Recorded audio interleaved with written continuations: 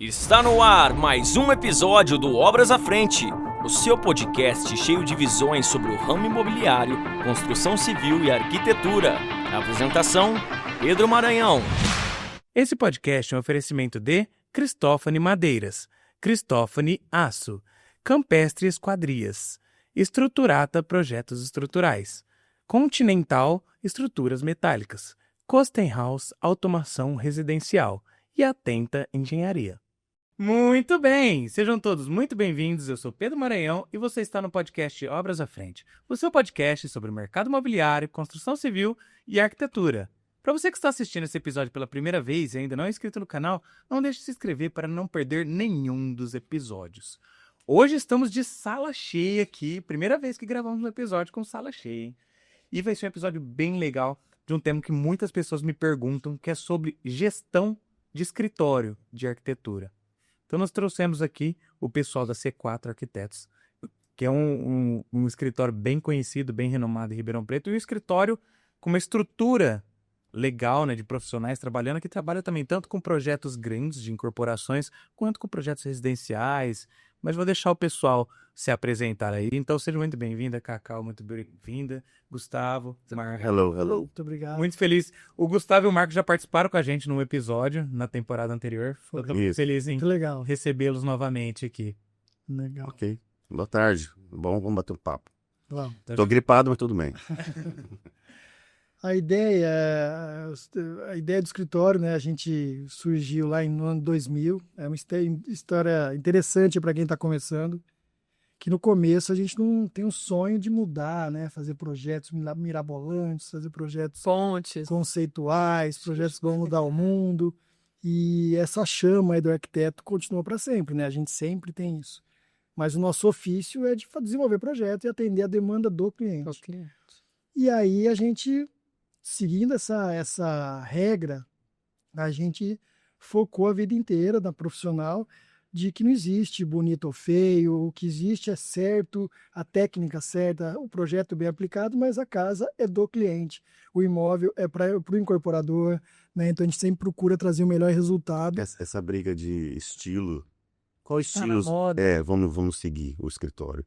Foi assim, não vamos seguir estilo, vamos seguir o estilo do cliente. O que o cliente quer? Ah, não, mas vamos fazer o moderno, vamos fazer o minimalista, né? Todo mundo sai da faculdade com o minimalismo na cabeça, fazendo os caixotes e tal. Falando, eu acho que tem que seguir pro estilo. Então a gente é um escritório que tem vários estilos. Então a gente procura mostrar isso nos nossos trabalhos no Instagram. Faz questão de mostrar casas com telhado. Todos nós temos as preferências, né? De estilo arquitetônico, preferências pessoais de projeto, tal, mas o nosso ofício não é esse. Não estou fazendo a casa para mim, o prédio para mim, o loteamento para mim. Estou fazendo para um cliente para atender uma demanda comercial ou uma demanda pessoal, né? Então a gente sempre primou nisso, né? Então é interessante que a gente, e até nesse período aí de 25 anos, a gente conseguiu detectar, por a gente não estar isolado num estilo que a gente só se desenvolve aquele jeito, como a gente está aberto a fazer todos os estilos, a gente foi acompanhando a mudança do clássico, rústico, contemporâneo, minimalista, Embora a tendência de mercado, né?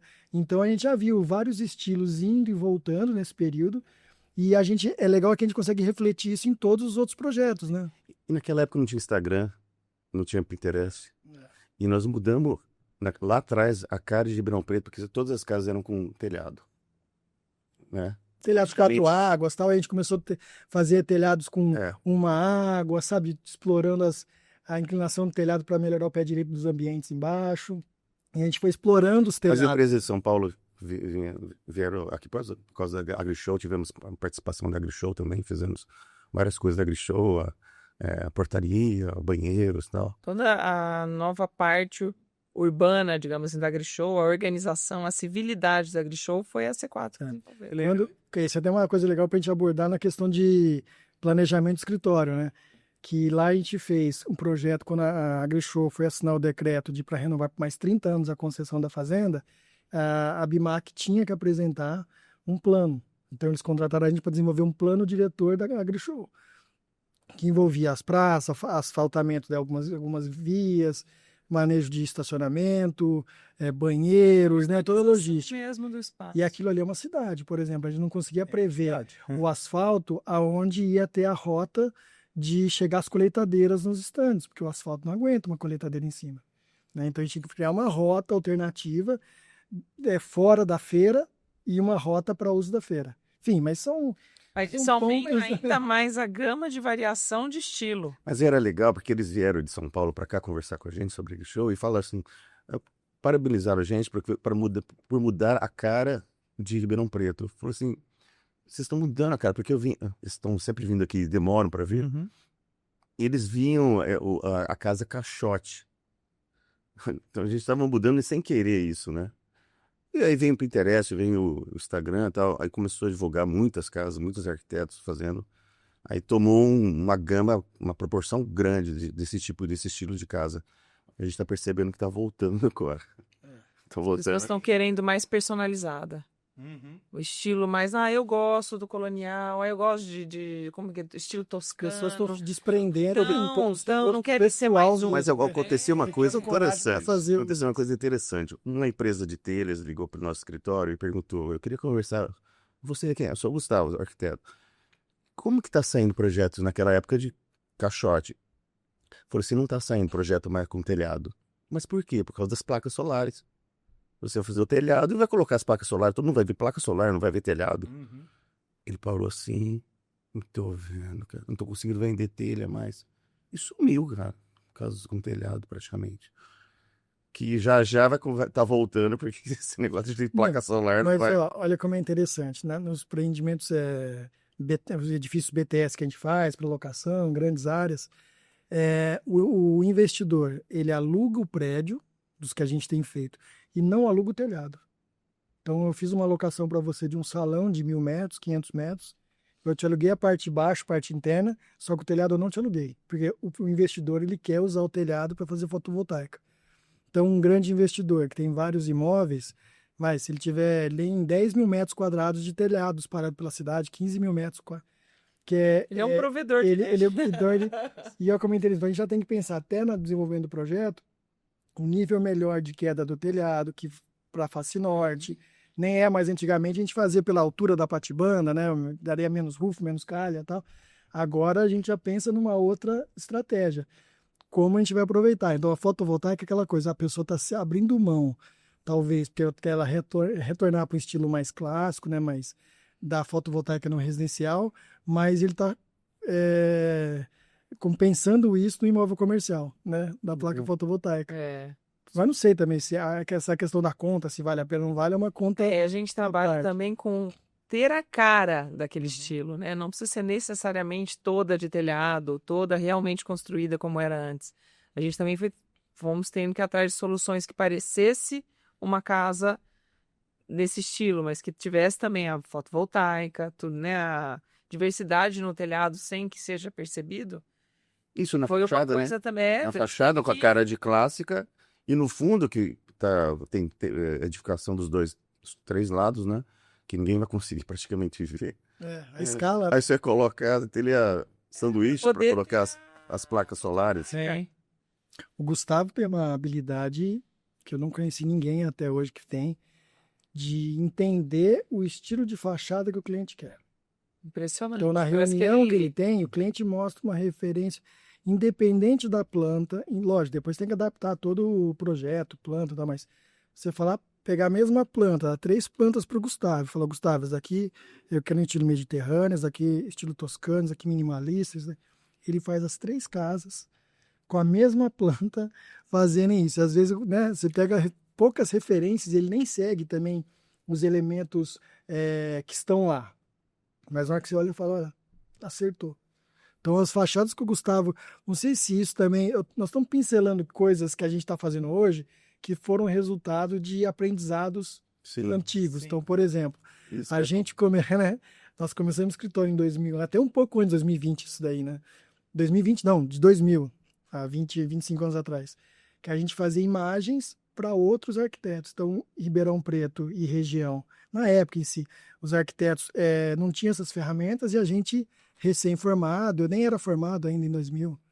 Quando nós entramos era no no nanquim, né? Era pintura, não tinha Eu a não, imagem. gente. Era no nanquim. Eu trabalhei no escritório da Valéria Armindo, que é uma arquiteta de estilo clássico, né? E quando eu entrei lá, o pessoal estava pintando a fachada da casa. E quando, lógico, tem alterações, imagina para alterar isso aí na pintura. Eu estava entrando com o computador. Aliás, beijos para a Valéria Armindo. A posição que o Gustavo tinha na Valéria Armindo, eu tinha no Reinaldo Castroviejo. Eu entrei lá no... Verdade. Eu entrei Eram no primeiro ano dois de faculdade. completamente. Entrei no primeiro ano de faculdade, o Reinaldo, a Laura, o Guina, que era o gerente do escritório lá. Puta, são meus mentores, assim, e era isso, eles tinham habilidade de projeto, de desenho, mas a geração deles não tinha conhecimento técnico em informática. E era isso, o Reinaldo fazia muito paisagismo, era a mão que fazia paisagismo. Pegava a planta da casa, desenhava o perímetro e ia fazendo paisagismo aqui. E a gente ia desenvolvendo corte, elevação, tudo na mão. E aí eu entrei, já meu papel no escritório era informatizar os processos de projeto. Então, fazia as maquetes em 3D, ainda fazia maquete física e maquete 3D na época. A maquete 3D era muito rudimentar.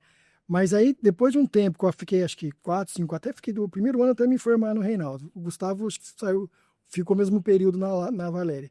Aí a gente montou um escritório para fazer imagens para esses arquitetos. Então, a gente se especializou em programas de render, de modelagem, do ArchiCAD, que era a versão 4 ainda, hoje está na 28. A gente começou a desenvolver as maquetes para os outros arquitetos. Aí começamos a fazer projetos de maquete para prédio, para o Carlos Troca. Dando aula de ArchiCAD. Dando aula de ArchiCAD para os alunos. Detalhe, não tinha material didático de ArchiCAD. Nós inventamos. Fizemos um livro. Uma apostila, junto com o Luciano, que foi o nosso Luciano Baldo, que foi o nosso sócio fundador. Que ele teve aula com o Barilari. Olha só, olha a gama de estilo clássico, rústico, contemporâneo, né? Minimalista, moderno. Então a gente trocou, fez uma mistureba disso aí. Então, qualquer coisa que entrasse no escritório, a gente sabia se virar. E aí foi interessante que, como a gente começou a desenvolver imagem, Carlos Steakman, ele fazia as imagens do Koch, lembra? Os projetos do Koch, a gente fazia, o projeto era dele, a gente só fazia a maquete 3D e as imagens de render. O Einstein aqui, lembra? Possível Contarte. Aqui do Mercado, o Sesc. Com isso, e muita casa, com isso a gente conseguiu aprender muito projeto. Porque a gente viu, além nós três vimos de escolas diferentes, então eu do Reinaldo, Barilari e Valéria Armindo, que eram estilos diferentes, a gente absorveu muito, aprendeu muito com os arquitetos que mandavam projetos para a gente desenhar para eles. E aí com isso a gente começou a entender que o estilo, cada um tem o seu estilo, cada cliente tem a sua cara, e aí você não fica preso naquilo nos aplicativos de imagem, você não fica preso no que você está vendo dali para fora. Né? Mas é muito legal isso tudo que vocês falaram, até por onde foi passando, de como montou, como iniciou a empresa, até a parte com o exemplo que você deu, Marquinhos, do negócio da AgriShow. Por quê? São muitas coisas que vêm de um lado e vai trazendo um conhecimento até a hora que chega para esse ponto. Igual ali, beleza, vocês tiveram que fazer esse trabalho ali para a AgriShow. Como vocês conseguiram ter condições, tempo e cabeça para pensar nisso? São decisões... Deus na causa. São decisões que você toma lá atrás, porque é bem legal também esse ponto, como vocês citaram, de como começou a empresa, porque quase todo arquiteto começa igual. Vocês começaram sem ser uma empresa, necessariamente. A ideia que juntou forças de profissionais. Nossos alunos de ArchiCAD se tornaram arquitetos do nosso escritório. Essa foi um grande pulo na época. Sim, mas e olha como que é legal, porque vocês começaram como tipo profissionais liberais. Somos profissionais liberais, nos juntamos, montamos uma empresa. Beleza. Aí os alunos começam a agregar e aí entra a parte de história, de sucesso de várias empresas, como a gente vê, que envolve a coragem. Porque se você for analisar, beleza, era seu aluno, colocou para dentro do escritório. Você assume um custo. E não esperar a coisa ficar pronta. Exato. Porque o que eu vejo hoje nessa geração, que ela precisa sempre, não sei se é essa geração, mas o que a gente vê hoje em dia, a pessoa já quer ter um escritório, quer ter um espaço físico, quer ter uma sala de reunião, quer ter, enfim, para depois arrumar um trabalho. Então, por exemplo, antes da gente montar o escritório físico, ter uma estrutura para receber, a gente ia nos clientes, porque a gente não tinha, na hora que a gente sentiu, nós estamos perdendo mais tempo indo até o cliente, do que o cliente vindo a gente, aí a gente falou, agora a gente precisa ter um espaço. E hoje em dia é o contrário, eles querem ter um puto espaço, a profissão do arquiteto liberal, individual, sim, 30% ele fica do tempo no escritório, que nem precisaria ficar, porque hoje o trabalho é remoto. São em lojas, em empresas, parceiras, mesmo trabalho de desenvolvimento de obra. projeto não precisa ser no escritório, então é praticamente uma sala de atendimento que ele precisa ter. E ele quer ter uma estrutura que não usa. Então a gente sempre pensou, por exemplo, curso, quando a gente ia montar as turmas. Vai mais uma turma, mas essa turma que está querendo fazer aula no horário que a gente trabalha, usa o computador, porque era o mesmo computador que a gente usava, era o computador que naquele horário ia dar aula, né? Não tinha notebook, igual hoje em dia. Então, ou a gente organizava o horário e falava, não, quer saber? Fecha a turma que a gente se vira de comprar mais um computador. E isso a gente ia indo, né? E na época, lembra? Coragem. Até a questão aqui, eu lembro daquele projeto do Lembrando de Sesc. coisas, nossa. Tem aquele projeto do Sesc que era todo que a gente fez uma infográfica, lembra? As imagens, que aí tinha piscina Sim, intermediária. lindo. Até precisa recuperar essas imagens. A gente fez as imagens para esse projeto. A gente não tinha máquina para renderizar aquilo. Fecha, que nós vamos comprar uma placa de vídeo. Aí vai virar. Então, assim, a necessidade fez isso. Isso na parte prática, vamos dizer, na parte estrutural do escritório. Na parte intelectual, que eu acho também uma coisa que o arquiteto tem que se desvencilhar disso, você falou da AgriShow. A gente nunca tinha feito um projeto nesse sentido. Nós nunca tínhamos mexido com um plano diretor de uma feira, maior feira do Hemisfério Sul, do agronegócio. Assim, o negócio ali é monumental, tudo é enorme, tudo é... Não tinha de conferência, você tinha que ir para São Paulo, né? Tinha que ir para São Paulo, ia bate e volta, pegava o voo de manhã, voltava à noite, dormia lá. O primeiro prédio que a gente fez foi o da John Deere, dentro da AgriShow. Eles queriam começar a fazer prédios fixos para as montadoras, para as empresas de trator, que são concessionárias grandes. Tá? Que vem sempre. Então não precisa todo ano montar uma operação de guerra. Então a gente fez o da John Deere, foi uma operação de guerra. A pandemia foi interessante por causa disso, porque ele tinha que ir para São Paulo ou eles tinham que vir para cá para conversar sobre a AgriShow. Pô, depois da pandemia, vídeo. Ia para Porto Alegre e batia e voltava de Porto Alegre. Ia daqui, saía de um voo, a Passaredo tinha um voo muito bom na época, que era direto. Ia para Porto Alegre, passava o dia e voltava. E isso tudo é um dia que você não produz. Hoje em dia você faz a reunião online, acabou a reunião, tá 20 minutos, você está na sua mesa, você continua trabalhando, você não perde lá 6 horas de translado, né? Então, enfim. Mas voltando à questão do desafio profissional, que é a questão da AgriShow, a gente nunca tinha feito um projeto daquele, não sabia por onde começar ou não. E eu acho que a atribuição do arquiteto é justamente essa. É entender o problema e criar a solução. Certo. Então, por exemplo, a capacitação do profissional de arquitetura é para isso. Por exemplo, você vai fazer um prédio, um consultório, uma feira. Lógico, hoje em dia está tudo muito informatizado, a gente tem muitas referências em todos os lugares. Então, você já tem uma base de referência. Mas, por exemplo, esse que mesmo se a gente pesquisasse, a gente não ia achar, que a gente tinha que entender a demanda, então aí você exercita o ofício da arquitetura, que é realmente da solução que vem do arquiteto. Não a solução que vem do fornecedor, do fornecedor de material, do empreendedor, da gestão comercial, você pensar de uma maneira diferente, porque o que acontece a gente pega, e isso está equiparando os projetos de casa, porque todo mundo pensa daquele jeito, os projetos de empreendimentos. O cara faz um projeto que vende, o outro ele faz igual, vende tudo, porque não quer mudar. Né? Então até a crise imobiliária que teve em 2008 melhorou muito para os arquitetos, porque os empreendimentos que vendiam só lançar que vende, parou de vender. Aí as incorporadoras falaram, não estou mais sabendo fazer prédio que vende. Vamos pensar diferente? Então, eu acho que essa fase do arquiteto de se desafiar, né, não seguir o catálogo. Então, o cara que faz a piscina já manda como é que tem que fazer a piscina. O cara que faz o balcão já manda como é que faz o balcão. O cara, sabe, você fugir um pouco das especificações, lógico, respeitando a especificação de cada material, mas você usar o material de maneiras mais inteligentes, eu acho que isso é a função do arquiteto, né? De experimentar. Ou de conseguir visualizar como ficaria, de ter essa ideia, de juntar informações pertinentes àquela solução. Com certeza é do arquiteto. Até porque hoje tá um pouco mais fácil, né, Cacau? Imagina, você vai lá, que seja no SketchUp, sei lá. Você pega o bloquinho do balcão refrigerado no tamanho, na escala real, e testa se ele cabe. Opa, cabe. Né? Agora, antes, você não ia pegar na régua desenhado primeiro, você tinha que imaginar na tua cabeça como que eu instalo um balcão refrigerado. Aí você tinha que saber o que é um balcão refrigerado, o tamanho que ele tem, a profundidade que ele tem, o que ele precisa. Aí você ia desenhar no papel. Você não tem um bloquinho pronto que você pega e coloca lá. Eu ainda sou da filosofia que a gente inventa e o engenheiro fala se dá. A gente inventa do jeito que a gente enxerga. E o engenheiro vem e fala isso dá, isso não dá, isso não dá, isso... Eu acho que são bem... A questão do bloquinho, das bibliotecas, dos parâmetros, ajudou muito. Mas a gente percebe que isso engessou muito também. Porque você não pensa, você pega aquele bloco e vira um Lego. Aquele Lego, você só muda a maneira de encaixar o Lego, mas você tem que usar sempre aquelas ferramentas. Eu faço uma analogia que eu penso sempre. A minha família sempre teve marcenaria. Chamava Gruta Decorações, era fábrica de móveis, enfim, meu pai era um artista na área da marcenaria.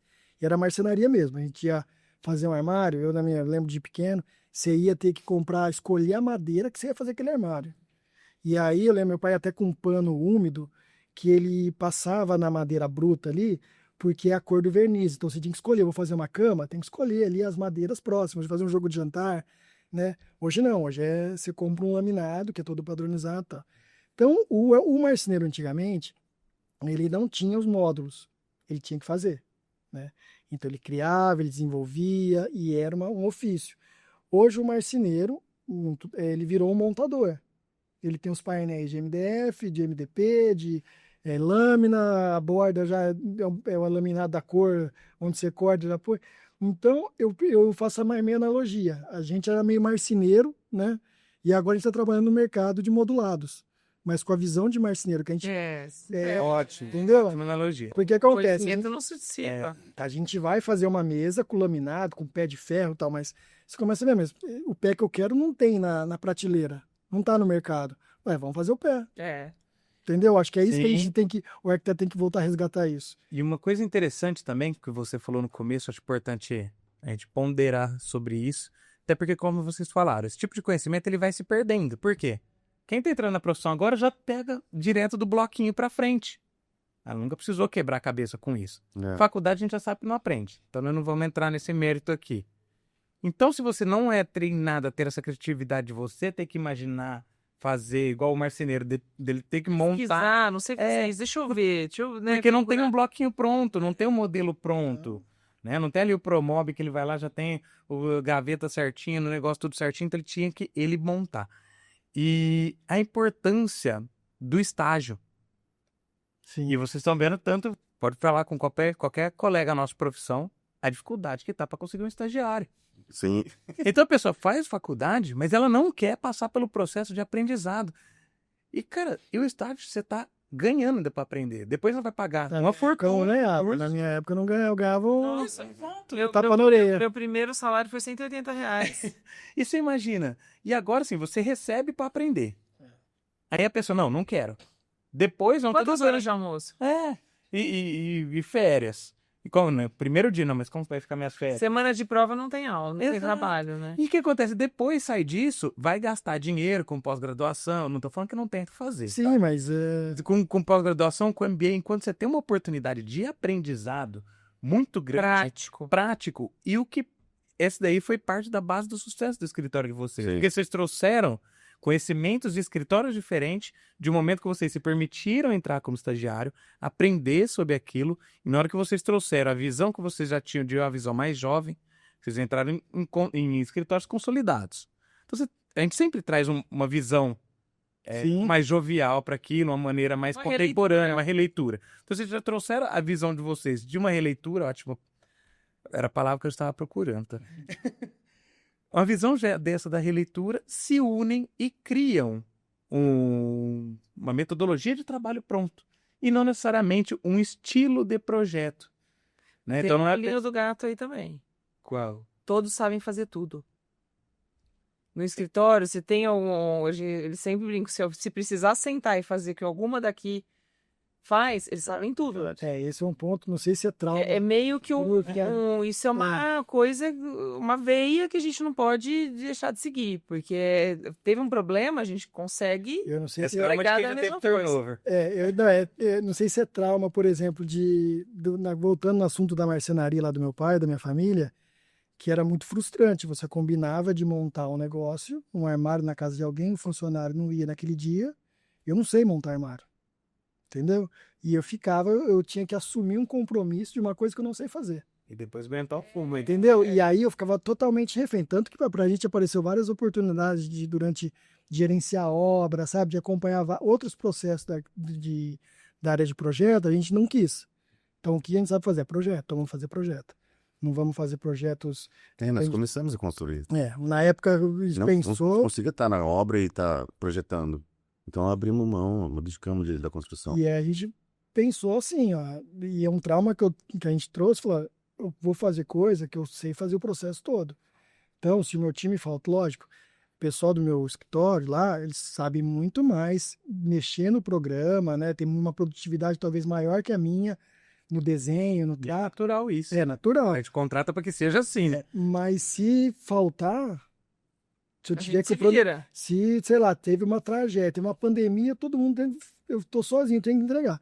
A gente consegue fazer. Certo, faz. Esse é um ponto que a gente então Que isso eu acho que manteve também. Sim. Foi uma coisa que faz parte da base do escritório. E uma coisa interessante, você falou uma coisa que eu lembrei. O time, cara, o profissional hoje de arquitetura e de desenho, ele tem as ferramentas, desculpa, ele tem as ferramentas prontas, né? Então, do render, tem as bibliotecas, Nos blocos, né? os blocos. E a gente, na época, não tinha isso. Né? Então, para a gente fazer os renders, Reguinhas de gabarito. para fazer o render, imagina que a gente fazia o render, não tinha paisagismo. Não existia bloco de 3D de árvore. E a gente tinha que compor paisagismo. Então a gente tirava foto de árvores que a gente achava bonito, IP, nessa época que agora acabou a seca, aqueles IPs que tirava foto, recortava, a gente criava a nossa biblioteca de objetos, de pessoas, tal, e tinha De fundos. de fundo Subimos em prédios para bater foto do horizonte para colocar nas para imagens. ter isso, para usar o Photoshop. Lembro disso. Porque o render era só a casca, né? E aí que a gente tinha que fazer? Imagina fazer um paisagismo, você vai reproduzir um paisagismo de uma chácara, de uma área uma casa beira de represa.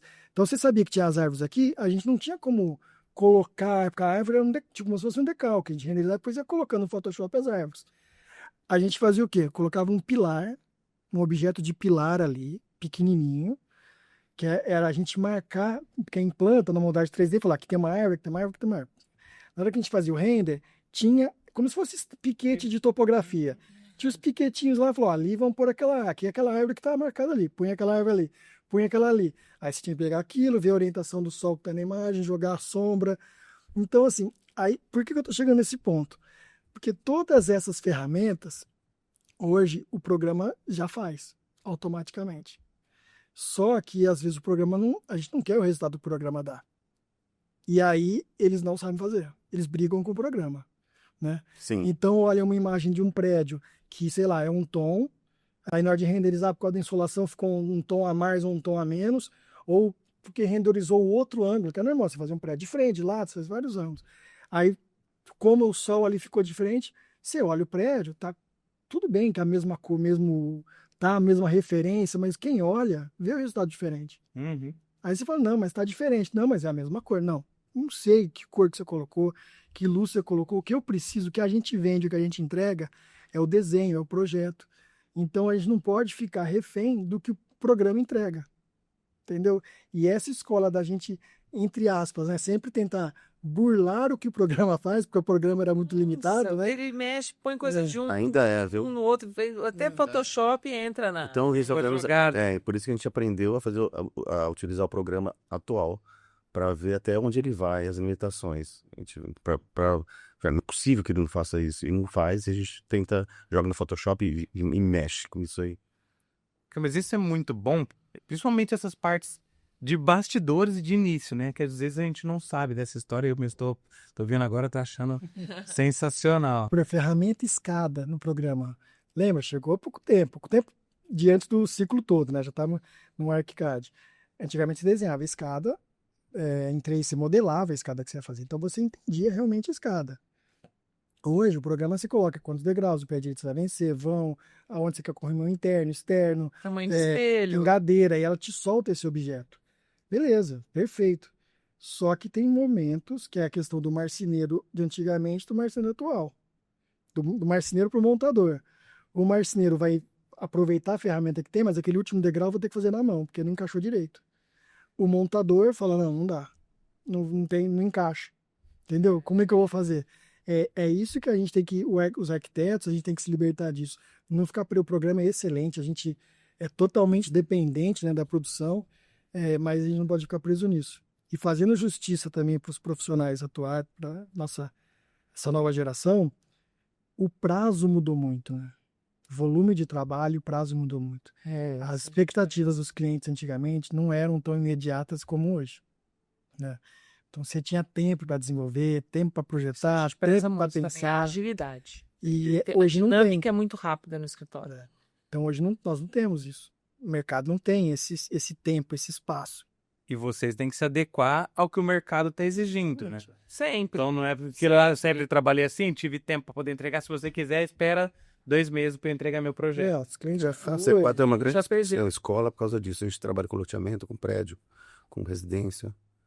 Então, Comercial. todos ali precisam saber. Um está fazendo uma casa, ó, para um pouco, agora vai para o prédio. Ah, mas eu não sei, vai aprender. Não, vai ser na marra. Isso é muito legal, muito legal. Quem está no prédio, aí aparece da obra, ó, tem que fazer o detalhamento da bancada. Eu estava fazendo prédio, faz o detalhamento da A bancada. gente tem uma reunião semanal que a gente já viu no cronograma de entregas da semana inteira. As missões, vamos chamar assim.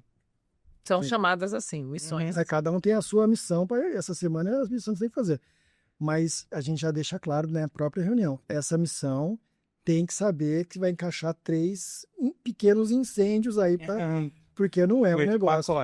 Não é, né? E como diz o nome, a missão ela tem que ser cumprida. Então tem a missão e tem nesse meio tempo o que acontece, uma demanda da obra, um ajuste de um fornecedor, projeto residencial, ele pede, e a gente também acha até saudável, alterações de projeto, ajuste de projeto, né? Porque por mais você vai fazer um empreendimento comercial, uma grande corporação, o projeto é muito elaborado, muito pensado, com várias cabeças, né? Tem um resultado final a ser atingido. A residência não. A residência, o resultado final é atender o desejo do cliente. E alguns clientes precisam ver cada detalhe. Sim. Eles não conseguem visualizar a imagem, para eles é tudo. Então, a gente tem a imagem meramente ilustrativa do início e muita coisa. Então, no meio do caminho, arruma esse quarto aqui para mim que a cliente precisa, ela tá lá na loja. Esse piso, para a pessoa enxergar. Então, ainda tem os pequenininhos. Entendi. No meio. E ajuste no espanhol. A família acontece muito aquela janela da suíte ou da sala, um janelão para você ter vista para mata e tal. Uhum. E aí todos chegam com essa demanda, e é legal. Aí na hora que começa, você requadra acho que foi grande, né? Nossa, foi Nossa, e essa privacidade. Não o quê?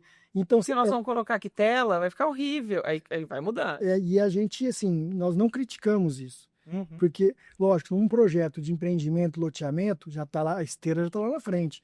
Quando lança o empreendimento, já tem custo de obra, já tem todos os projetos complementares. Já está tudo em cima daquele plano. É outra história, né? Lá não, mas num projeto residencial, a gente entende que tem que ter esse carinho e a gente apoia o cliente nessa mudança. Não é, o cara mudou de novo, não.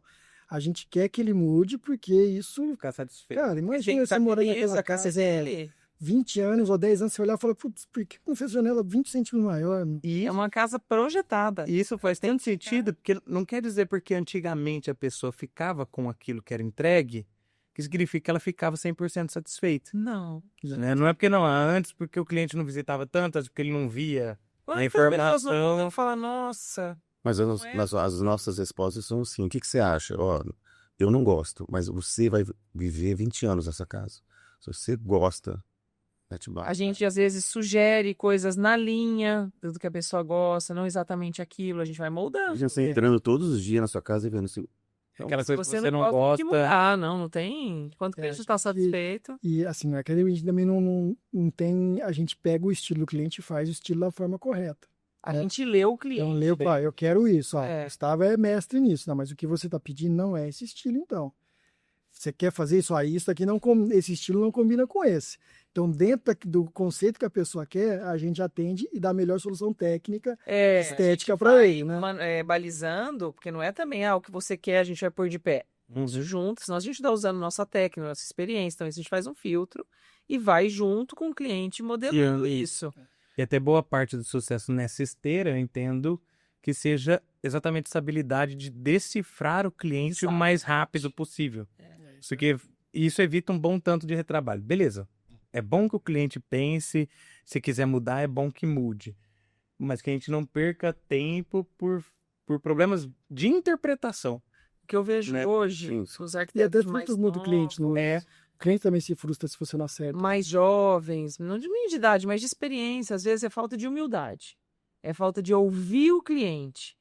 Você quer clássico, você coisa, beleza, ele vai fazer do jeito dele. O arquiteto tem um pouco de uma coisa de ego, alguns têm mais que outros, e não escuta o cliente, não presta atenção no cliente.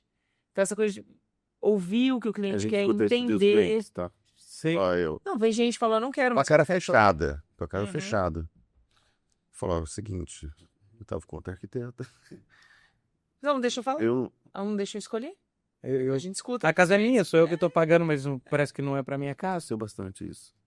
E às vezes até o cliente chega sem saber exatamente o que ele quer. Exato. Porque ele chega, não, eu quero o estilo rústico.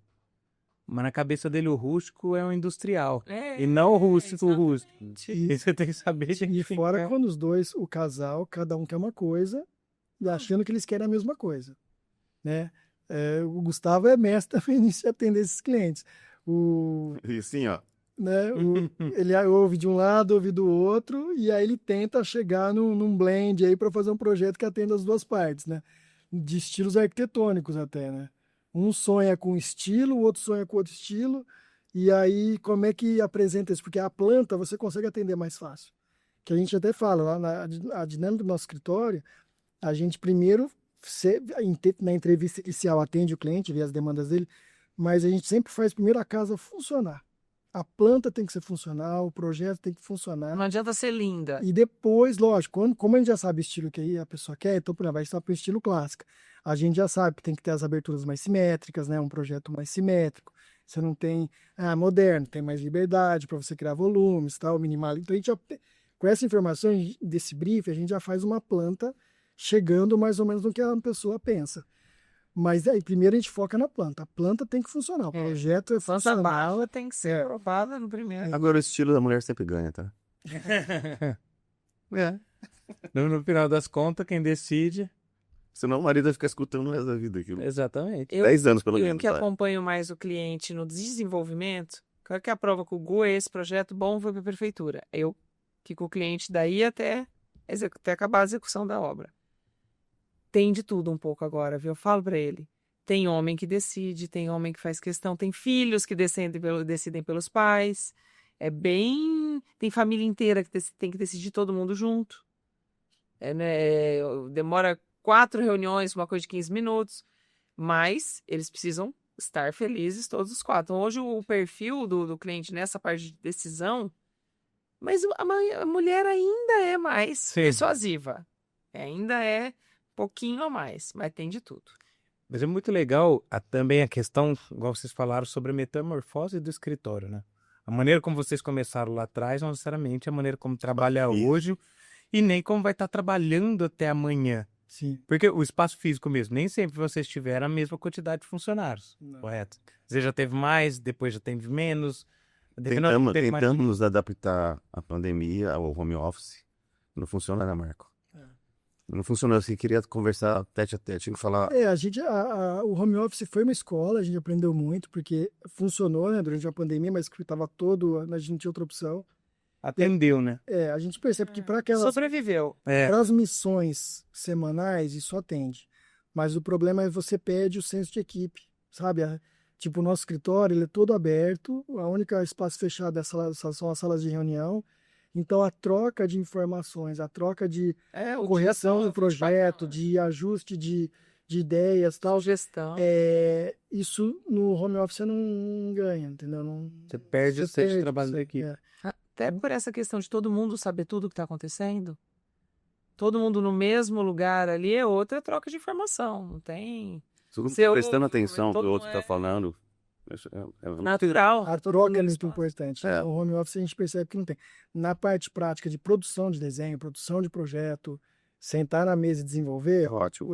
resolve. Perfeito. Mas a atividade profissional não é só essa, né? Você tem que ter a troca, você tem que ter o debate de projeto, a discussão de ideias. Um ponto também que a gente sempre primou no escritório, não sei porque a gente começou muito pequeno e começamos muito novos, então a gente tinha uma humildade muito grande de aprender Sim. com o canteiro de obras também, né?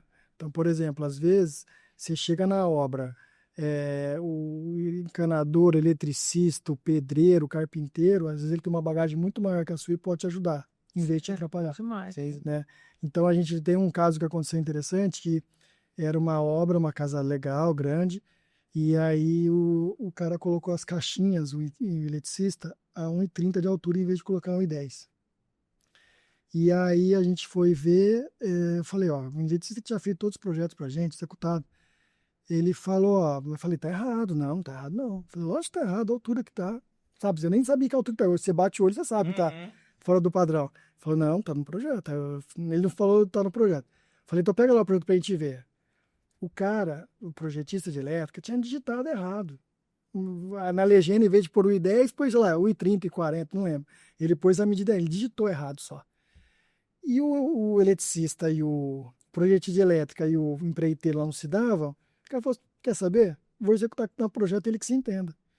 E se tivesse uma parceria, uma humildade, uma cumplicidade, o cara da obra ia falar, ó, cara, tá diferente, é isso mesmo? É isso mesmo. Não, beleza, você falou, é isso mesmo. O cara é mais alto, sei lá, o cara é grandão, precisa de um interruptor mais alto. Não teve. Então, acho que essa parceria, essa cumplicidade que o projeto é só um elo, é uma fração do empreendimento todo, né? Que o projeto no papel não serve para nada se ele não for executado. Eu não tenho lá no meu escritório, o meu portfólio não é de 3 HDs de projetos que não foram utilizados. O que você mostra para os outros foram os projetos executados, as construções bem feitas, né? Então, o projeto é muito uma fatia pequena do negócio. Então, a gente tem que se apoiar em uns profissionais, né? E a gente sempre teve isso, né? Aprender com quem tá com a mão na massa. Sempre ouvi, sempre ter a humildade de ouvir. Né? Se está certo ou está errado, depois a gente vê, mas ouve o que a pessoa está falando. A gente vai em obras e o pedreiro não está entendendo o projeto. É difícil acontecer. A gente explica, às vezes ele está certo. Às vezes ele fala, não, mas aqui ia ficar melhor e tal coisa. Beleza, vamos mudar. Além da Cacau fazer o interior, a parte logística da elétrica, hidráulica, gesso e tal, A ordem, né, do que tivemos que resolver. colocar essa pessoa e resolver isso porque a obra não estava se dissolvendo. O construtor estava construindo e cadê o piso? Cadê a parte? Não, o gesso agora? Não, é o elétrico. Aconteceu isso bastante. As empreitas, né? O cara tá com o é, monitor para fazer 5 obras. tá resolvendo. Já manda pintar todas.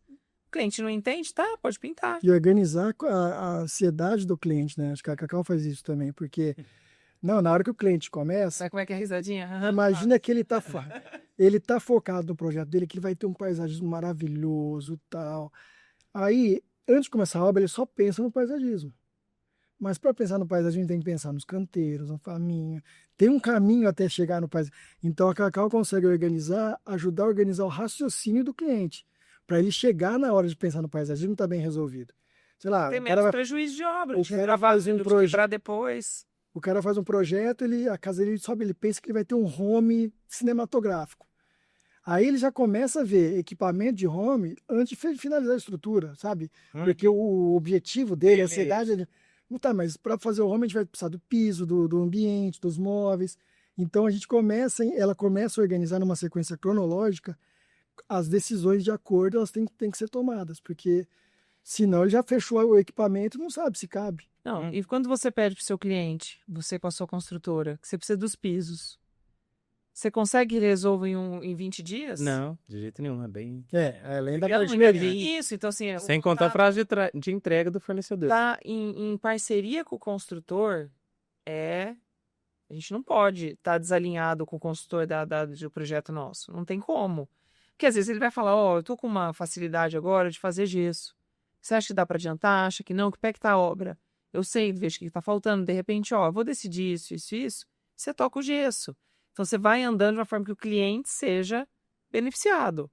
Menos prejuízo, comprar na hora certa, não ter que fazer correndo. Então, isso também é importante, tá? Em contato com o construtor. Isso tem construtor que não gosta. Mas precisa, Sim. tá? Não tem como. Pra gente, Sim. por exemplo, eu vejo tanto que é importante o arquiteto por perto da obra, não só por conta dessas questões de definições, mas também para manter o sonho vivo.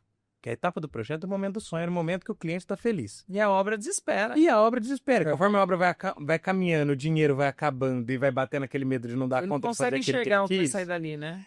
Aí é bom alguém para ajudar a manter o sonho vivo.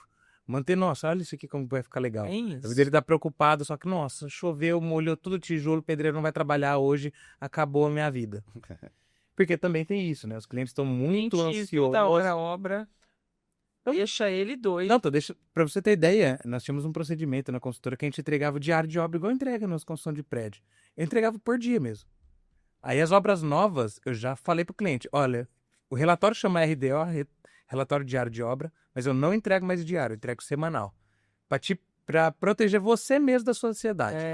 Porque senão o cliente fica doido. Ele vê lá a obra, começou, tá fazendo arrimo, aterro. Ah, mas minha obra não vai. A do vizinho tá construindo, a minha tá parada. Ai, meu Deus do céu. O que tá acontecendo? Aí você começa a alvenaria. Nossa, tem 2 trabalhando. E a hora que começa a alvenaria, bomba. A obra fica pronta. Meu Deus, vai ficar pronto no Natal, eu vou poder passar lá em casa. Aí entra o eletricista. Pronto, não tá fazendo nada, minha obra tá parada. Mandou um só lá. Então é importante. 3 horas, não sabe nada, nem sabe abrir o projeto. Então é muito importante estar por perto para manter esse cliente engajado ainda e manter esse sonho vivo. Afinal, a ansiedade do cliente está muito grande. Como o Gustavo veio falou no começo do episódio. Antes não tinha o Pinterest. Hoje o cliente vai lá e fica vendo o Pinterest. Nossa, acho que o que eu tô vendo aqui já está desatualizado. E ele reage negativamente a isso. Porque hoje as tendências vêm muito, muito rapidamente. Muito diversificada. Muito diversificado, muito rapidamente, porque boa parte do que diz o mercado... Primeiro que a tendência virou muita questão de negócios, né? Então, fornecedores ditam o que é tendência. Aí você perguntar, o que tá usando? Eu falo, depende. Tem de tudo. Você fala, roupa, arquitetura, tipo de leitura, tipo de música. Tem de tudo. Sim. Tem boa parte, eu falo, é tá? impulsionado pelo próprio mercado, né? De repente, começou-se a fazer porcelanato que imita pedra. Porcelanato que imita o granilite, por exemplo. Cara, quando o granilite, aquele piso de escola, deixou de ser um piso ridículo, eu sempre gostei, tá? Mas quando que o granilite deixou de ser um piso ridículo, passou o negócio mais uau do mundo, ao ponto de você pagar num porcelanato que imita um granilite. Só o tempo. Que o granilite verdadeiro... Só o tempo você vai entender isso. E muito, muito... Só a boca de sino você vai entender que vai e volta. Entendeu? E exato. Tempo que vai... Só que eles não querem um granilite verdadeiro. Puxa, Eles não querem o porcelanato. a leitura do granilite. Cara, tem laminado imitando granilite, entendeu? Você comprar um negócio de madeira com estampa. Você vai ser uma conversa longa. Com estampa de granilite. Mas sei que eu falo assim, ó, o mercado ele vai mudando e o cliente vai aumentando a ansiedade deles. E vocês até como um escritório grande, por isso que é bem legal isso que a gente está trazendo aqui hoje. Porque muita gente, cara, tá ali no começo, como a gente falou, atua ainda como profissional liberal até hoje. Eu sou um arquiteto aqui, eu tenho meu escritório, mas, cara, quem faz meus projetos, quem faz o render, quem faz é o freelancer que eu pago para ele a parte e que faz meu render, né? E tem vontade de entender como que é um bastidor de um escritório. E ao mesmo tempo, para o escritório de vocês, para um escritório grande e que trabalha com mais demandas, para você pivotar um modo de trabalho é mais difícil. Porque quando você tá um barquinho, o botezinho, precisou pivotar, ele vira aqui rapidinho. O transatlântico, para ele virar, ele tem que fazer uma manobra mais longa. Então, a decisão de mudança, ela tem que vir rapidamente. Você tem que estar sempre com o grandão fazendo uma mini manobrinha. Já tem que ter uma visão de mercado grande. E eu acho que também, assim, para quem conhece vocês e enxerga de fora. Hoje também, pela maneira como está a empresa, vocês conseguem tocar a empresa como empresa. e não como profissionais liberais. Sim. Porque se vocês estiverem somente preocupados com a demanda de projetos, não tem como você analisar o mercado. Lógico que tudo envolve projeto. O core business é projeto, igual o meu. Meu core business é obra. Não tem como eu estar inerte de obra. Não adianta eu ser só uma pessoa que fecha obra. Meu core business é execução de obra. Mas eu tenho que ter uma visão um pouco mais afastada do operacional, do colocar o bloquinho ali, do desenhar, de gerar o render, do esperar, De cotar de material. botar material, essas coisas. Eu tenho que estar um pouco a parte disso para eu conseguir enxergar o que está acontecendo no mercado. Até para que eu consiga fazer esse movimento. Direcionar, né? Para conseguir direcionar. Porque quando você tem uma operação grande, como eu disse, é um transatlântico. É proporcional a tudo que você tem que Proporcional fazer. que tem. Então, para você pivotar, não é tão rápido assim, né? O que a gente tenta para minimizar isso foi o que a gente falou no começo. É do escritório todos fazerem tudo, porque as demandas são sazonais. Então tem época que a gente entende que começa a aparecer mais projeto residencial, tem época que é projeto de prédio, tem época que é projeto de loteamento. Então, a gente consegue, com a nossa equipe multidisciplinar, sabe, as pessoas serem multidisciplinar, a gente absorver. A gente percebe que você ter projetos, equipes engessadas, então, ó, tem uma pessoa que só faz legalização, uma pessoa só faz prefeitura, outro só faz arquitetura, outro só faz interiores, outro só faz prédio. A demanda não é uma esteira que vai ter 100 projetos de prédio chegando, 100 projetos de casa chegando para essa pessoa fazer. Então, com isso a gente consegue otimizar a nossa equipe, todos saberem fazer tudo, e tem época que tá força-tarefa, precisa entregar para um prédio essa semana que vai lançar.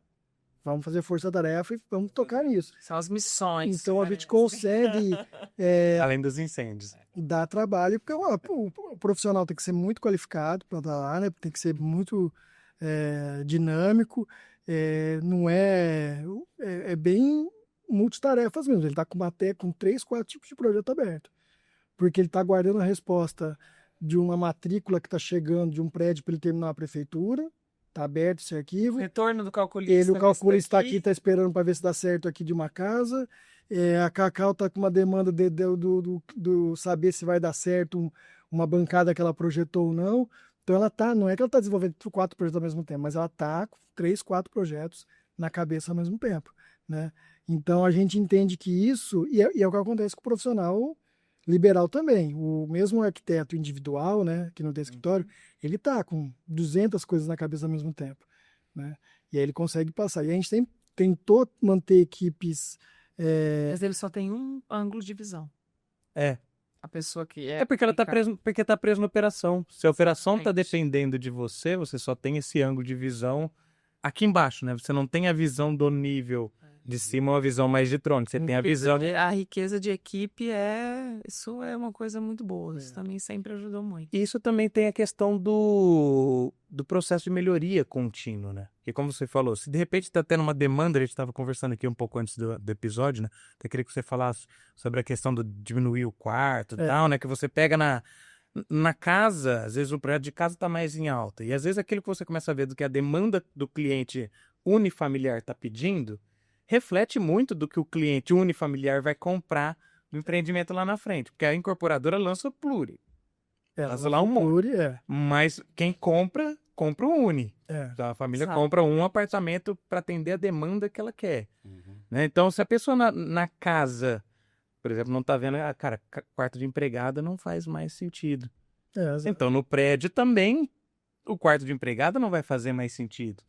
O que a gente percebe é justamente isso, que a questão do escritório ser multidisciplinar é uma de várias fases da arquitetura, nas várias áreas da arquitetura, é justamente que a gente consegue ter informações na ponta da linha, né? Então, por exemplo, você lembrou agora, a gente fez a primeira casa, muitos anos atrás, imagina quantos anos foi isso, que a gente conseguiu reduzir o quarto 60 centímetros. Porque a gente lembra, era a cama, uma cômoda com televisão de tubo enorme na ponta. Aí foi a primeira casa que o cliente falou, não, vou usar tela plana. Então, de 50 centímetros, 60, passou para 7, 8. Na época não era mais grossinha, né? Era uns 10, assim. Então, a gente conseguiu reduzir isso. Isso, imagina num projeto de empreendimento imobiliário, numa incorporação de apartamentos, você vai fazer uma torre com 100, 120 unidades, você poder reduzir 60 centímetros em cada quarto. É uma riqueza absurda. Quanto isso representa de custo de você poder ter Aproveitar um melhor o que ambiente. o cliente vai falar, não, eu vou comprar um apartamento mais barato, mas ele me atende. Então, essa inteligência de entender o layout. Então, por exemplo, outra coisa que foi nas pontas. Antigamente, eles preferiam dormitórios maiores e banheiros divididos, né? Então, os filhos tinham, até na época, eu fazia o banheiro canadense, que é porta dos dois lados, sabe? Para cada quarto. A gente começou a ver uma demanda nas casas que é o contrário. Eles preferem agora quartos menores, mas cada um tem o seu banheiro. Isso reflete no empreendimento imobiliário. Projetos de urbanismo eram sempre lotes grandes. A gente começou a perceber que também as casas estão querendo projetos mais enxutos, mesmo as casas de alto padrão. Ninguém quer mais. Depois da pandemia veio muito essa. Acho que todo mundo ficou cuidando da própria casa, viu o tamanho, que era, falou, não quero mais isso. Que viu tanto de coisa quebrada que não estava vendo, que estava quebrada, o tanto de coisa tendência, que não né, de usava. custo de mão de obra que vai. Então a gente começou a entender, a gente reflete nos projetos de urbanismo que os projetos a gente consegue entender os tamanhos legais para fazer um projeto de acordo. Então a gente reflete no projeto urbanístico. De interiores, também a fonte de informação do projeto de interiores, que você começa a ver que os usos não tem mais a sala de TV. Você pode ter um home especial para um cara que gosta, mas Sala de jantar. não tem essa. A sala de jantar e também a sala de TV. Hoje o cara não quer assistir sala. Uma sala integrada. Quando tem um home, tem um home. Senão é uma sala. O jantar é integrado, né? O jantar e gourmet. Então você não vai ter uma sala aqui e uma mesa de jantar e uma mesa 4 metros para lá. Né? Uma mesa na Há uns copa. 3 anos atrás. Isso eu se sentia- reflete nessa sopa de informações. A intercâmbio gente. de informação. As casas, há uns 3 anos atrás, tinham relutância com a história da churrasqueira junto com a gourmet. Tudo fechado. Queriam churrasqueira lá fora.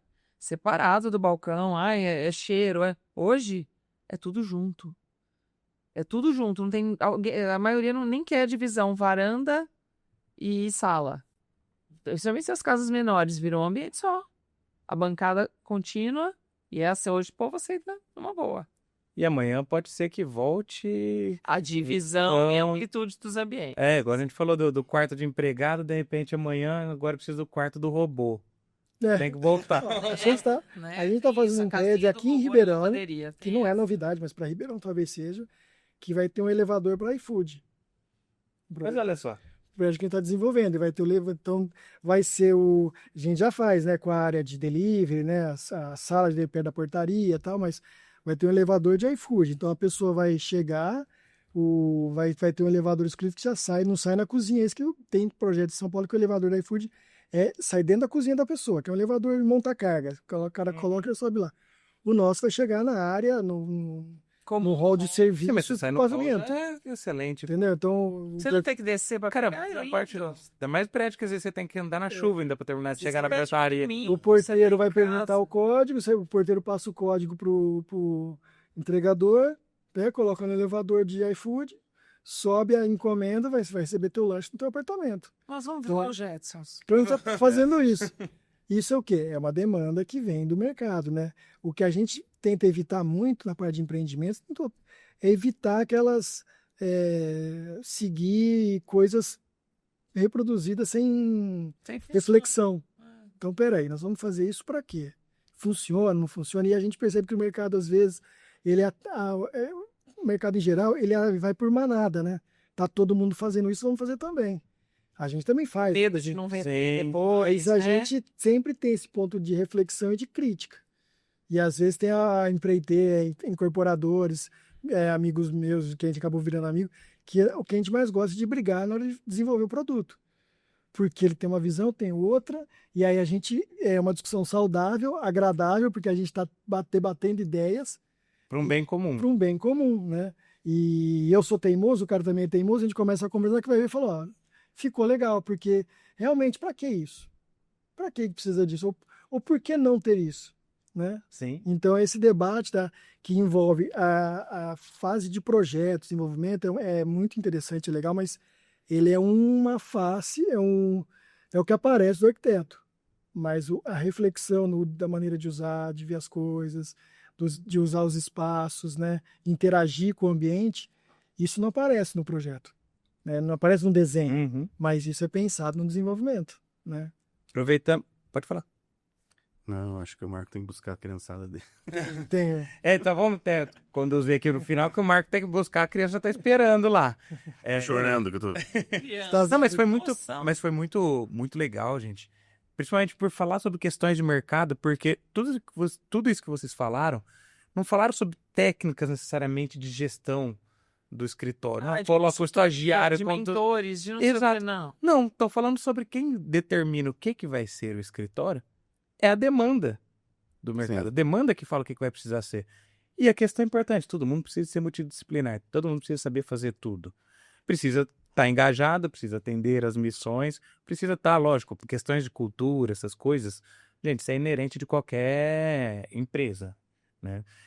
Mas tudo envolve também muita coragem. A coragem de arriscar, a coragem de fazer, a coragem de contratar alguém na hora que você poderia colocar aquele dinheiro no bolso, você pegar e contratar um profissional. Nossos né? maiores investimentos são em profissionais para trabalhar conosco. Que é o que A gente não abre mão. o capital humano tá muito escasso e é o que vale mais pra gente, é o que manda muito no sucesso.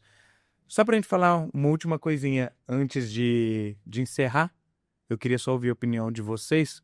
Um tema em alta, lógico, vamos contextualizar, tá, gente? Estamos gravando esse episódio em setembro de 2025. Se você estiver assistindo isso em 2030, pode ser que não faça sentido nenhum isso que eu estou falando aqui Ótimo agora. registro. Mas estamos num ano com a grande explosão de inteligência artificial.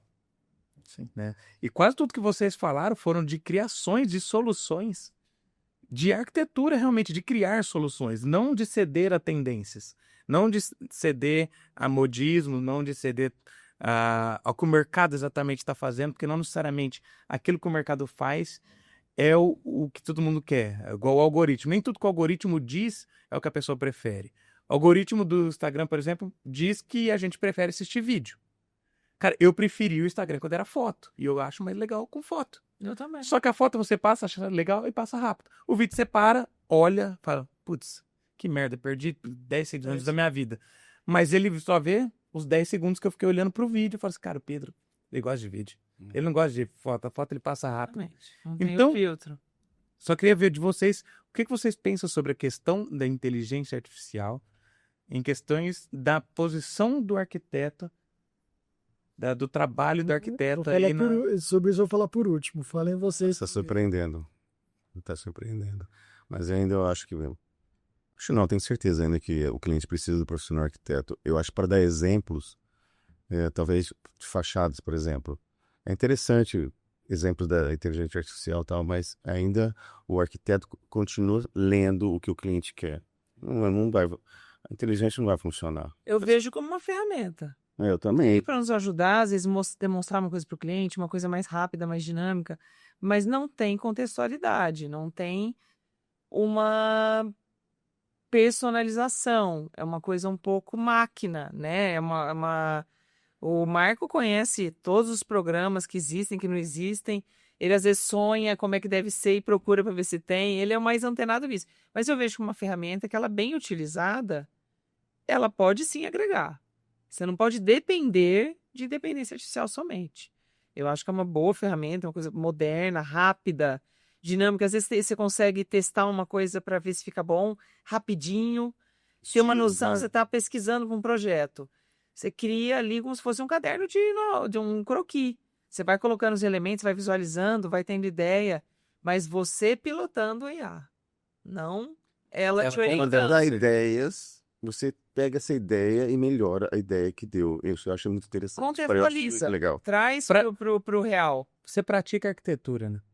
Praticamente. Você vai receber o negócio, você tem a ideia, você pratica. Não, você nunca imaginaria. Nossa, você foi pro outro lado. Ficou legal? O US ficou legal. Mas Tudo bem, você pega e melhora isso. Essa ousadia auxilia muito. Eu gosto. Eu acho legal também. Doutor. Eu acho que Golpe de Minerva. Eu acho que não tem mais volta. Eu acho que quem não aprender a lidar com isso tá perdendo uma questão, a furadeira e apertar o parafuso na mão. É diferente. Por exemplo. Completamente faz a mesma coisa, só que você vai ter um tema. Eu, nas experiências que eu tive, eu não só na parte de arquitetura, na parte de inteligência artificial, ela acelera muito o seu raciocínio. Então, por exemplo, se você souber provocar a inteligência artificial, souber usar ela, o que era só um insight para você, vira uma ideia completamente, porque não é que a primeira resposta é a boa. Aquilo ali te faz pensar em outra coisa, você rebate, você vai fazendo. Então, um raciocínio que você demoraria, sei lá, um dia, uma semana para chegar... mais.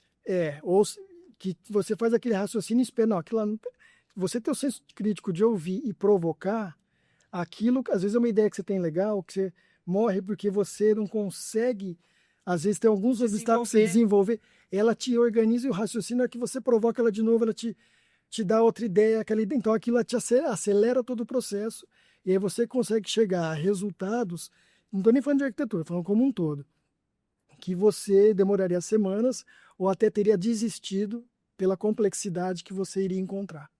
Né? Então você tem um problema, você quer perguntar, aí aquilo te dá um obstáculo, mas aí você pergunta para que ele te dá você pula um obstáculo. E aí você vai indo, aquilo vai te dando. E na arquitetura a mesma coisa. Eu acho que as ferramentas que tem são de apoio a desenho, né? Apoio de render e tal. Que a gente precisa muito. E é uma coisa assim, é legal, mas é uma inteligência burra ainda, sabe? Ela pega o teu projeto e faz ficar bonitinho. Mas eu acho que o contexto, a gente pegar e desenvolver o raciocínio, desenvolver que é aquela coisa do, sei lá, em vez de fazer o projeto, fala, monte o fluxo de resíduos para você projetar um hospital, sabe? Que você não sabe fazer, mas ele falou, o hospital, o fluxo de resíduos tem que ser assim. Vem com a teoria. O paciente tem que funcionar assim. No trilho. Pesquisa nem que seja na norma mais rápido, para você não ter que quebrar a cabeça sozinho. Sabe? Então, acho que aí você consegue usar a ferramenta para te provocar a pensar mais elaborado. Sim. Então, em vez de você ficar, lembra, na minha época tinha o Neuffer, né? Aquele livrão que tinha medida de tudo. Os mínimos, né? Então, a gente pulou essa barreira, né? Não precisa mais saber, porque isso a gente já tem essa informação, mas a gente consegue pensar, pô, a altura melhor para apertar o interruptor é essa, não precisa ser essa. Então, a inteligência começa a te trazer para esse tipo de coisa, né? Vai você ter ousadia. Além de pesquisar em trabalhos, né? Estudos novos que tem. Sim, Mas acho assim, é uma ferramenta nova, tem que participar, tem que aprender, tem que... A pessoa pode falar, decore meu apartamento, que é na moda isso agora, os aplicativos, né? Tá, você recebeu aquilo, o que você vai fazer agora? Exato, que é o que o Marquinhos falou. E você tá rebatendo, você tá aceitando a primeira opção que veio, né? Então, o cliente vai achar o máximo, não precisa do arquiteto, não precisa de nada. Você para aí. Tem a foto linda do seu quarto que você quer. Primeiro passo. Mas é o que você precisa. Isso é útil? É o que você está procurando? Como é que você começa? O que vem primeiro? Quem que eu tenho que contratar? Como que é? Eu tô disposto a fazer um outro podcast Só com mais 2, 3 pessoas que também têm até visões iguais ou visões diferentes de Legal. e debater, porque eu acho que isso não tem... É um assunto sem fim. Eu quis puxar ele aqui exatamente só para aproveitar a visão de vocês e a gente fazer realmente esse encerramento, porque vocês que trabalham com outros profissionais, né, tem um escritório grande, então deve se deparar com essa questão de como implantar também a inteligência artificial e também deve pensar, nossa, será que a inteligência artificial vai tirar o nosso trabalho? Mas achei vocês me mandaram muito bem. A resposta vai muito de acordo com o que eu também acredito a respeito disso. Então, o profissional que é um profissional, não simplesmente usa inteligência artificial para fazer o trabalho dele, mas sim como um complementar, como eu disse, pesquisa a norma. Você não vai lá catar a norma e você... tem que usar isso, por favor, ele te fala qual página que está, né? Exatamente. Então, é muito bom. O teu profissional A e o profissional C. O profissional A vai tirar muito bem exemplos da inteligência artificial, vai saber trabalhar. O C... vai parar por aqui. Vai ter. Exatamente. Não vai saber conversar com a inteligência. Exatamente. Senhoras e senhores, temos um episódio, estouramos pra caramba, o cavalo tá ficando doentinho, mas se estouramos o prazo, porque o papo tava bom, eu falo, o podcast, o assunto caminha exatamente para onde ele tem que caminhar. E são assuntos em alto, são coisas que a gente gosta, né? Se tivesse uma cerveja aberta aqui na mesa, então, vixe, se extrapolar o tempo, muito mais. Mais ainda. Cerveja. Sim, simplesmente para a gente poder encerrar o episódio e tomar uma cerveja. Como que o pessoal faz para encontrar o trabalho de vocês nas redes sociais? Pelo Instagram, pelo site, C4. C4arquitetos.com.br no site. Nosso Instagram é @C4arquitetos. E o nosso A gente está na rua 7 de setembro 867, há uns Há 1000 12 anos, 15 anos já. Enfim. Acho no Google C4 Arquitetura. Né? Já vai lá ver até os feedbacks também dos clientes. Exatamente. Você não vão achar no Reclame Aqui. Temos um ponto. Fiquem com essa. Isso aí, gente. Muito obrigado para você que assistiu esse episódio até agora. Se ficou alguma dúvida ou tem algum comentário, não concorda com o que eles falaram, ou se assim quer entender mais sobre o trabalho deles, pode colocar aí nos comentários que eles vão responder. Estão se comprometendo a responder. Opa, é um prazer. E já manda aí uma sugestão de tema para trazer isso aqui de volta para a gente falar, porque vocês viram que hoje a gente deu só uma pincelada no assunto inteligência artificial, já deve ter virado uns 10 minutos de resposta. Mas muito obrigado, até a próxima semana e tchau. Tchau, obrigado. Muito obrigado.